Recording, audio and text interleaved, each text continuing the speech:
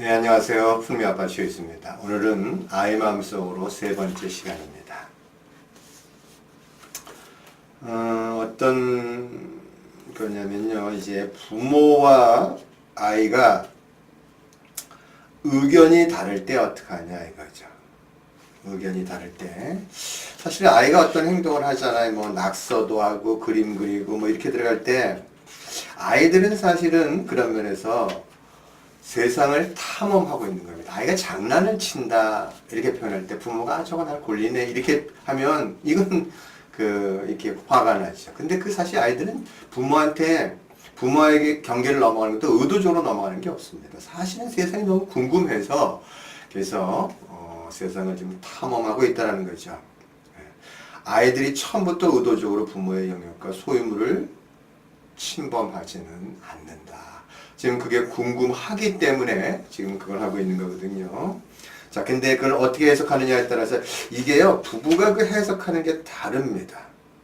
자, 어떻게 다르냐면 아빠는 엄격하면 야 저거 야단쳐야 돼. 근데 엄마는 아니야 지금 탐색 욕구야. 이렇게 의견이 지금 상충합니다. 근데 아빠는요, 이렇게 야단을 칠 수 있습니다. 그 야단을 치면 그럼 엄마는 어떻게 해야 되나 이거. 근데 사실은요, 아이가 그것이 고통스러울 때는 부모 중에 한 사람은 그 고통을 대변해 줘야 됩니다. 그건 네 잘못이 아니란다. 지금 네가 그건 어떤 거야? 그러면 배우자가 그렇게 생각 안 할 수 있는데 배우자 체면 깎이는데 그 체면 깎이는 거 아닙니다. 배우자는 모르는 거죠. 그래서 한 사람의 의견이 틀리다 해서 그 사람을 비난할 필요는 없습니다. 그러나 아이는 한 사람의 부모는 그 아이를 보호해 줘야만 누군가 나를 있는 그대로 사랑해 주는 사람이 있다라는 그것이 있어야만 아이는 세상을 신뢰하게 된다는 뜻입니다. 자, 아이는 체면이 아니라 자기 앞에 있는 진정한 인간으로서 부모를 바라기 때문이다. 당신 스스로 실수를 인정한다면 부모도 그래 어린 시절 그렇게 잘했기 때문에 그렇게 주다가 어느 날 이거 봐라 내가 지금 받은 그대로 좀 주고 있구나 이렇게 깨달아서 그래서 알고 난 다음에 그래 그건 내가 잘못했다 이렇게 실수를 인정할 때만 아이들도 배우는 겁니다. 사람은 누구나 실수하지만 실수하면 다시 배우면 된다. 그러나 이거 실수하면 안 돼 완벽주의로 가면 삶 자체가 힘들어지죠. 예. 그런 면에서는요, 부부가 서로 존중하면서 의견의 차이를 드러내야 생각이 조금 달라도 함께 살 수 있고 서로 사랑할 수 있음을 아이에게 보여줄 수 있는 것이다. 근데요, 이게 부부가 사실은 내면 아이끼리 충돌을 해요. 자라온 환경에서 이게 믿는 게 다릅니다. 푸른 엄마 같은 경우는 깨끗한, 특히 장모님이 깨끗한 걸 원했던 그런 집에서 자랐고, 저 같은 경우는 아주 가난한 가정의 6남매, 집이 깨끗할 수가 없습니다. 그래서 저는 지저분한 거에 대해서 스트레스 받는 게 없습니다. 아무리 어지러운 편도 그건 괜찮아 이렇게. 근데 우리 엄마는 그런 면에서는 어릴 때 몸에 뱉던 깨끗해야 돼 이게 있는 거죠. 그래서 이게 서로 그냥 좀 놔둬 어지럽힐 수 있게끔 놔둬 그래 배우지 이거 하고 그렇게 하는 걸 알면서도 잠깐만 안돼 좀 채워 이렇게 하는 이 내면의 충돌하거든요. 그래서 부부가 성장해야 된다고 얘기했습니다. 성장하면은요. 이때는 서로의 의견을 조율할 수가 있어요. 이게 아마 푸르미 교육을 알고 난 다음에 부부가 끊임없이 대화 나누면서 한 시각으로 아이를 바라보게 될 겁니다. 부모가 마음이 하나 합쳐져서 아이를 키우잖아요. 그러면은요, 이거는 두 사람이 키우는 귀심이 아닙니다. 거기는 정말 4사람, 5사람의 힘이 나오게 돼 있어요. 왜냐면 서로 상충하는 이렇게 부딪히는 힘이 없기 때문에 한 방향으로 마음이 가면 인간의 마음은 굉장한 힘을 가지고 있습니다. 나중에 서로가 아이를 키우면서 자기가 누군지를 알게 되고 그리고 그 아이를 키우는 과정이 부부에게는 너무너무 행복한 그런 삶이 돼요. 충돌할 자체가 없는데 그러나 어느 중에 한 사람은 모르는 건데 모르는데 그럼 어째 또 화가 납니다. 저걸 모르면서 저런다고. 근데 자기를 안 돌아보는 거예요. 자기도 몰랐을 때 그렇게 행동할 수밖에 없었다. 그래서 먼저 성장해 간 사람은 당신은 왜 이래 이렇게 질타하지 않습니다. 자신이 성장함으로써 그 사람을 비춰주게 되고, 아, 그 사람도 그 비치는 과정 속에서, 아, 내 삶이 이런 삶이었구나, 이랬구나. 그리고 내가 얼마나 슬펐고, 내가 얼마나 화가 났고, 내 감정이 어떻는지를 알게 된과 동시에, 같이 성장해가지. 한 사람만 성장하면 됩니다. 굳이 배우자를 변화시키려고 하지는 마세요. 그러다가 싸움이 일어나는 거예요. 자, 63페이지. 이 음식에 관한 부분입니다. 뭐라고 나와 있냐면요. 아이들은 이 먹는 문제에서도 계속 엄마하고 갈등이 일어납니다. 근데 아이들은요, 여기서 뭐 일주일 단위로 봤을 때 전체적으로 균형 잡힌 식단을 유지하는데, 굳이 뭘 먹고 말라라고 얘기했을까라는 거죠. 아이들이 자신의 감각에 의해서 먹도록 내버려 두세요. 예, 뭐 음식에 대한 균형, 이거 다음에 이렇게 균형, 저거 다음에 저 균형 있잖아요. 그거보다는 아이들의 몸의 감각이 훨씬 더 현명합니다. 아이들은요, 먹을 때 엄청나게 먹을 거 먹어버리고, 그래서 영양이 채워지면 그거 안 먹습니다, 그 다음에. 아이스크림도요, 그거 먹을 때 먹는 거예요. 근데 그거 막잖아요. 먹지마 먹어버리면 오히려 어떤지 아세요? 그거 막아지니까 더 먹으려 하고 끊임없이 그거하고 부모 사이에 갈등이 일어나는 거예요. 충분히 먹도록 했어요. 그리고 배 아픈 경험 하잖아요. 그리고 그 몸에 별로 안 좋아 그러면 그 다음에 먹으라고 해도 먹지 않습니다. 아이들이 자신의 감각을 믿도록 음식에 관한 부분도 이렇게 조절해 갈 수 있는, 그러면 아이들과 부딪힐 게 없잖아요. 그래서 제가 뭐라고 얘기하냐면요. 음식을 줄 때도 그냥 개밥 주듯이 주는 게 낫다. 그래서 아이가 스스로 손을 쓸 수 있고, 그 다음에, 그러면서 자기 성취를 이뤄내잖아요. 그리고 스스로 먹는 법도 배우고, 그리고 부모하고 싸울 일이 없잖아요. 신문지 깔고 개밥 주듯이 줘라. 그러면 너무너무 지저분하면 부모 힘든데, 신문지 뭐 이렇게 치워버리면, 아니, 신문지 아니면 비닐 깔고 또 반복해서 쓰든가요. 뭐 어떻든 간에, 아이가 스스로 자신의 감각을 믿을 수 있게끔 시도해보려 할 때 시도할 수 있는 걸 줘야죠. 그래야만 나중에는 그런 시행착오를 통해 아이는 배우기 때문에 그다음부터 부모가 굳이 다 떠먹여줄 필요가 없는 겁니다. 자, 떼쓰기에 대해서 지금 어떻게 바라보고 있냐면요. 이렇게 표현합니다. 떼쓰기라는 것 자체가 부모는 저놈 날 골린다라고 그렇게 바라보고 있는데 그렇지 않아요. 아이가 뜻밖의 요구를 하면 부모는 그것이 습관적인 떼쓰기가 될까봐 걱정스러워한다. 그러나 떼쓰기는 부모가 만드는 것이다. 부모가 아이와 힘겨루기에서 밀렸을 때 아이가 떼를 쓰는 것이다. 부모가 아이와의 힘겨루기에서 밀렸을 때 아이가 떼를 쓰는 것이다. 이 말의 표현 여러분 아는 거예요. 무슨 뜻이냐면요.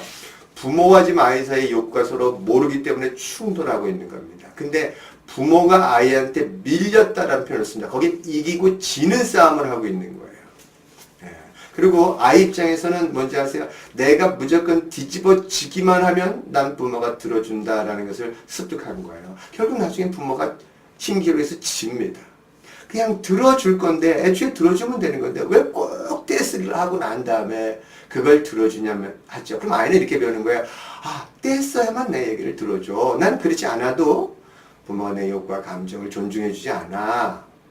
이렇게 되는 거죠. 자, 여기 이제 어떤 사례가 나오냐면요. 아이가 밥을 먹기 전에 아이스크림을 달라고 한 건 떼를 쓰고 싶어서가 아니다. 새로운 걸 시도해보고서 싶어서이다. 지금 아이는 지금 다양하게 지금 시도를 하고 싶은데 부모는 그 규칙 안에 얘가 안 들어와. 내 통제 안에 안 들어와. 그리고 저놈이 내 규칙을 벗어나면 저거 떼쓰는 거야. 이렇게 믿었기 때문에 아이와 힘겨루기가 시작되는 거죠. 부모와 아이는 힘겨루기 할 이유가 없습니다. 뭐 그 아이가 어른하고 아이하고 무슨 힘겨루기를 합니까? 물론 엄마의 욕구도 있고 아이의 욕구도 있죠. 근데요. 아이들의 어린 시절의 욕구는 부모가 기르는 거잖아요. 그 욕구는 충분히 충족시켜줘야 돼요. 그래서 내 욕구를 표현하는 게 너무너무 중요하다. 네 욕구는 너가 원래 고귀하고 장엄한 존재니까 네가 당연히 네 욕구를 표현해야지 라고 존중받은 아이들은 나중에 자신의 욕구도 중요하지만 엄마의 욕구도 중요하네. 그래서 뭐가 되는지 아세요? 타협이 됩니다. 나 엄마 너무 피곤해. 안 되겠어. 엄마 자야 돼. 그러면 애가 뭐라 하겠지? 엄마 걔 들어가서 자세요. 엄마 너무너무 아이 키우는 게 쉬워지는 거예요. 그 아이가 어렸을 때는 부모가 들어줘야죠. 그건 뭐 부모가 아이를 키우는 거지 아이가 부모를 키우는 건 아니라는 거죠. 자, 그때 내가 아이의 요구를 들어주지 않고 힘겨루게 들어갔다면 아이도 자기 주장을 굽히지 않고 힘겨루기로 맞섰을 것이다. 애초에 힘겨루기를 하지 않았던 아이들은 합리적인 것, 자신의 욕구와 감정을 정확히 알기 때문에요. 합리적인 것에 대해서는 바로 말 듣습니다. 그런데 그렇지 않잖아요. 그러면 절대 굴복하지 않아요. 학교 가서 선생님들 숙제하라 그러잖아요. 그러면 아무리 봐도 자기는 합리적이지 않는 거예요. 그러면 그 아이도 숙제 안 해갑니다. 그러면 그 선생님 입장에서는 야 이거 봐라 이 규칙을 안 지키네 이러다가 사회적인 생활을 못하네 이렇게 선생님도 그렇게 컸으니까 그럴 수밖에 없는 거죠. 근데 아이들 입장에서는 아이들의 감각은 왜 내가 지금 다 알고 있는데 뭘 또 이렇게 반복하려 하냐 당신이 지금 두려워하는 거 아닙니까 이렇게 받아들인단 말이에요. 그래서요 자기 지금 하기 싫은 거는요 이 숙제를 안 해가는 거에 관한 문제가 아니고요. 그래서 선생님 숙제를 해봐라 이거는 그냥 규칙은 따라가는데 그냥 숙제는 안 해갑니다. 숙제를 해와라 이거는 쫓아가면서도 숙제는 안 해간단 말이죠. 그러니까 자기 주장을 굽히지 않아요. 푸르미도 숙제 안 해가지고 푸르미 엄마가 보니까 하루 종일 숙제 해와라 숙제 이걸 쓰고 있는 거예요. 푸르미 엄마 입장에서는 야 그냥 숙제를 하는 게 낫겠다. 근데 안 해갑니다. 그래서 자기가 믿고 있는 거, 자기가 느끼고 자기 감각이 뭔지에 대한 이것이 너무너무 분명하기 때문에 이런 애들은요 대학교를 가서도 뭘 몰라서 헤매는 게 없습니다. 난 뭘 할 거야. 난 뭐가 좋아. 그리고 바로 직진으로 들어간다는 거죠. 요새 제가 제가 뭘 좋아하는지를 알게 되는 이 과정을 요새 제가 자연 관찰하면서 내가 이걸 너무 좋아하는구나. 그냥 그래서 계속 직진으로 갑니다. 자, 결국 습관적인 떼쓰기는 부모의 두려움에서 그 뿌리를 두고 있고 부모의 소통이 안 되기 때문에 떼쓰기를 한다는 거죠. 69페이지입니다.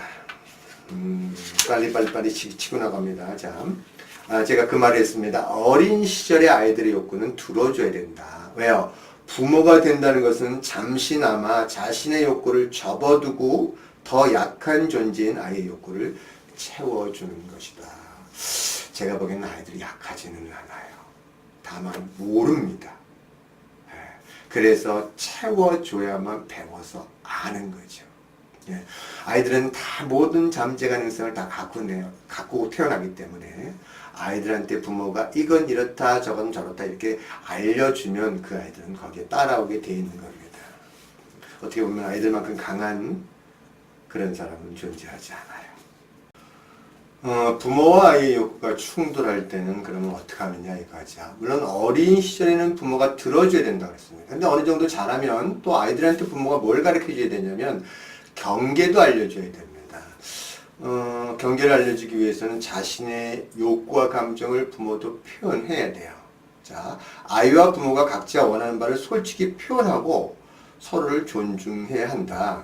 또 아이의 바람을 인정하고 당신의 바람도 표현하는 것이 중요하다. 아이가 아주 어렸을 때 아이의 요구가 당연히 먼저지만 아이가 어느 정도 자라면 협상이 필요하다. 아이가 넘어오지 말아야 될 경계선은 당신이 원하는 바가 어디까지인지에 달렸다. 이게 어떤 얘기냐면요. 만일 부모가 기준이 굉장히 넓다면 아이는 사실은 그냥 자기 마음대로 할 수 있습니다. 그래서 아이도 기준이 되게 넓어질 수 있습니다. 근데 부모도 힘든 부분이 있어요. 자기 한계 내에서. 이 부분을 계속 참고 있으면 폭발합니다. 그래서 아이가 부모의 기준이 점점 넓어지면 괜찮지만 그렇지 않다면 자신의 경계, 자신의 기준 안에 난 여기까지는 허용이 되고 여기로 넘어가면 엄마가 힘들어 라는 표현을 해줘야 됩니다. 그걸 어떻게 표현하냐면요. 이렇게 표현해야 돼요. 좀 조용히 해. 애가 왜 이렇게 극성맞아 이렇게 다그치거나 상대를 비난하는 걸로 표현하는 것이 아니라 내 감정, 내 욕구를 내 메시지로 전하는 겁니다. 좀 편안히 밥을 먹을 수 없을까? 엄마는 지금 편안히 밥을 먹고 싶어. 이렇게 엄마가 저녁 시간을 갖고 싶은데 어떻게 생각해? 이렇게 나는 지금 내 욕구를 이렇게 분명히 얘기해 주는 게 훨씬 더 효과적이다. 이게 나 메시지입니다. 너 메시지라면 비난으로 들어가지만 내가 지금 그렇다는데 내 욕구를 표현하는데 상대를 비난하지 않고도 지금 내 욕구를 표현하는 거잖아요. 그럼 아이도요 배워서 상대를 비난하지 않고도 내 욕구를 표현할 수 있습니다. 그죠? 당신의 욕구가 어떻다 누구 때문에 이렇게 하지 말고 나 지금 내 욕구가 이래. 그냥 솔직히 표현하라는 뜻입니다. 이 솔직히 표현 못하는 이유는 내가 솔직히 표현했다가 또 어린 시절 부모한테 버림받듯이 또 부정당했듯이 내 자식한테도 또 부정당하지 않을까 이 두려움이 있는 거예요. 그러나 인간은 그 솔직히 그걸 표현해 주잖아요. 그러면 그래요. 그 마음이 속마음이 어떤지 알기 때문에 그걸 듣는 자도 되게 마음이 편합니다. 감추고 있으면요. 저 사람이 뭘 생각할까? 이거 유추하느라고 지쳐버립니다. 자, 만일 부모가 그 감정을 표현 못하고 욕구를 표현 안 하면요. 가장 안전한 아이들한테 투사해버립니다. 던져버린다는 거죠. 그래서 어느 순간에 참다 폭발해버려요. 자, 아이가 지금 내 앞을 가로막는다라고 이렇게 느끼신다면 그리고 자신의 욕구가 지금 억누르기 힘든 욕구가 있다면 그것은 사실 지금의 문제는 아니에요. 뭐라고 표현하냐면요. 가장 억누르기 힘든 욕구는 어린 시절에서 비롯된다. 과거에 충족되지 못했던 당시에는 욕구가 몰랐던 당시에는 욕구인지도 몰랐던 욕구가 어느새 마음을 허전하게 만든다. 그러다가 아차하는 순간에 아이들의 욕구와 경쟁을 벌이기 시작한다. 그렇게 되면 부모는 아이의 욕구를 들어줄 수 없고 이해할 수도 없으며 아이를 올바르게 대할 수도 없다. 자, 이게 무슨 얘기냐면요. 어떤 엄마가 아이를 안아주는 게 되게 힘들었습니다. 왜 안아주는 게 이렇게 힘들까? 다른 사람들은 안아주는 게 되게 편한데 왜 그런가 봤더니 보세요. 그 엄마가 어린 시절에 안아본 경험이 없다면 아이를 안아줬을 때 사실 내가 사랑받지 못했던 것이 떠올라서 이게 고통스럽습니다. 이게 이래서 자신의 욕구를 표현하는 게 좀 어렵다는 뜻인 거예요. 자요. 아이를 안아주면 아이가 사랑받는 모습을 받는 모습을 보게 되고 그것은 어린 시절에 자신을 떠올린다. 자신이 사랑받는 모습이란 있을 수 없는 일이에요. 왜냐하면 어린 시절에 받지 못했기 때문에. 그래서 부모는 자신의 사랑을 받지 못했다는 상처가 너무 깊어서 그 결핍의 고통을 상기하고 싶지 않는 것이다. 내가 내 아이를 안아줌으로써 내가 어린 시절에 받지 못했던 게 떠올라서 그때 그 아이가 얼마나 고통스러운지를 상기하게 되게 되는, 그건 당연히 상기할 수밖에 없습니다. 그 고통을 내가 겪는 것보다는 애초에 내가 아이를 안아주지 않는 이 전략을 선택하겠다. 그래서 아이를 안 안아주는 겁니다. 사실 이때는요, 그러면 아이도 어떤지 아세요? 아이 입장에서는 부모가 안 안아주면 왜 안 안아줄까? 내가 사랑받을 만한 사람이 안 돼. 이렇게 엄마가 어린 시절에 뭐가 있다라고는 받아들이지 않는 거예요. 그래서 그 아이가 크잖아요. 그러면 그 아이는 또다시 자신이 안아주지 못했고 사랑받지 못했던 걸 떠오르기 때문에 그 다음 세대를 길러낼 때 또다시 안아주지 못하는 겁니다. 잘 보세요. 지금 욕구가 가장 나한테 깊은 욕구들, 내가 지금 표현 못하고 억압된 욕구들, 그리고 강한 욕구는 어린 시절 충족되지 못했던 것에 지금 기인하고 있다는 거죠. 자, 내가 어렸을 때 억눌렀던 감정이 있으면 내 아이가 필요로 하는 것을 제대로 보지 못한다. 그럴 수밖에 없죠. 왜냐면 그 아이 내면에 있는 아이가 굉장히 욕구가 채우지 못해서 갈망의 상태가 되고 그 욕구를 채우려고 이게 너무너무 이렇게 모든 주위에서 그걸 보기 때문에 나 위에 내 욕구 위에 다른 사람의 욕구를 볼 수 없습니다. 당연히 아이들 욕구가 보일 수가 없는 거예요. 그러니까 나 자신도 감당 못하는데 어떻게 아이를 키웁니까? 애기를 키우게 되는데 같은 애기 상태에서 키우게 되는데 어떻게 애가 애기를 돌볼 수 있겠냐 이거죠. 몸은 어른이지만 어린 시절 머물러 있는 게 있기 때문에 그렇다는 뜻이죠. 자, 그렇게 되면 오랫동안 억눌려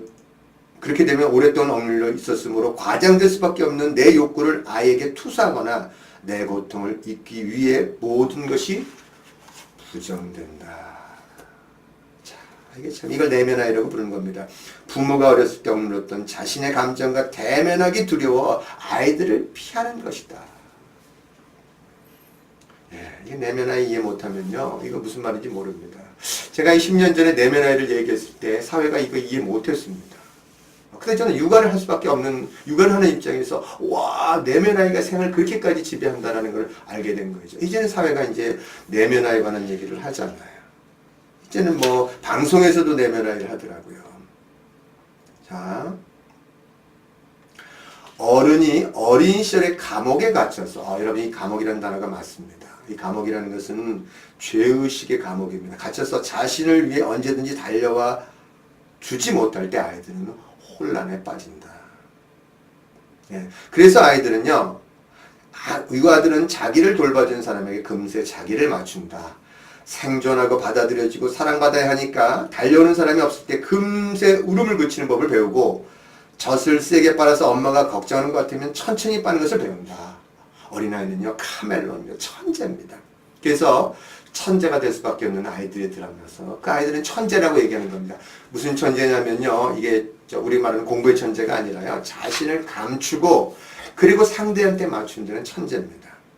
자, 아기도 자신의 욕과 애정을 억압하고 아주 얌전한 아기가 되어 부모를 기쁘게 해주는 것이다. 하지만 그런 과정에서 아기는 자기의 진짜 감정을 지우게 된다. 신뢰감을 느낄 수 없고 외부 세계는 무조건 적대적이라고 믿게 되는 것이다. 그럴 수밖에 없죠. 왜요? 부모가 내가 우는데 왜 안 달려주냐 이거죠. 왜 와서 안 위로해 주느냐. 세상이 부모도 믿지 못하는 세상이 얼마나 세상이 무섭겠습니까? 따라서 세상에 대한 엄청난 두려움을 가져요.